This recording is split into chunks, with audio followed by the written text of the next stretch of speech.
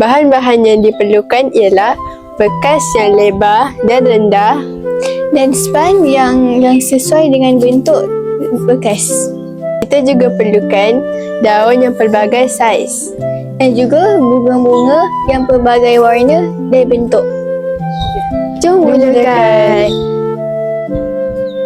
Pertama, kita letakkan span di dalam bekas.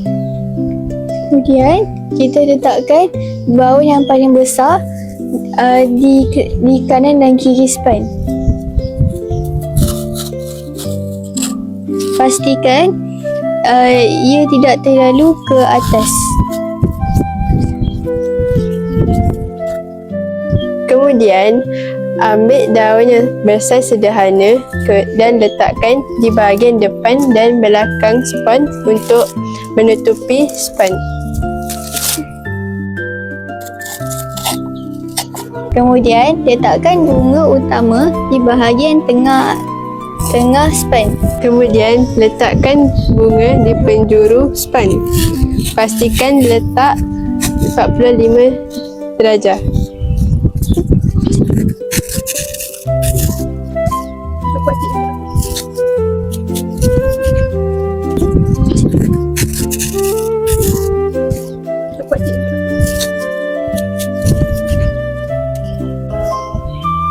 Kemudian, letakkan bunga di penjuru span.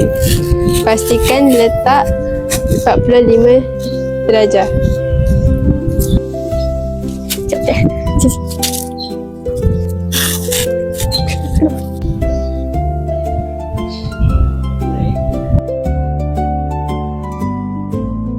Kemudian, cocokkan bunga yang kedua di tengah-tengah.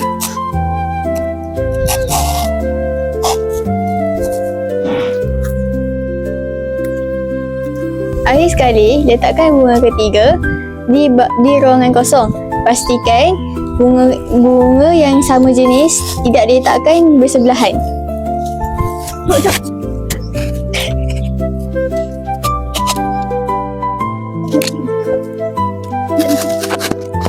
Akhir sekali, cocok bunga di ruang yang kosong.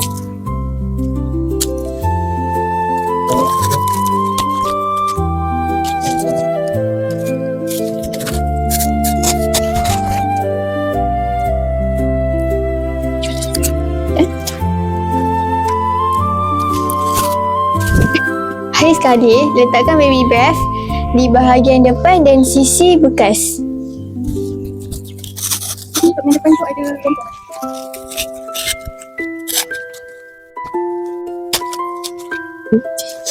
Ini hasilnya. Bunga ini sesuai diletakkan di meja makan. Selamat cuba.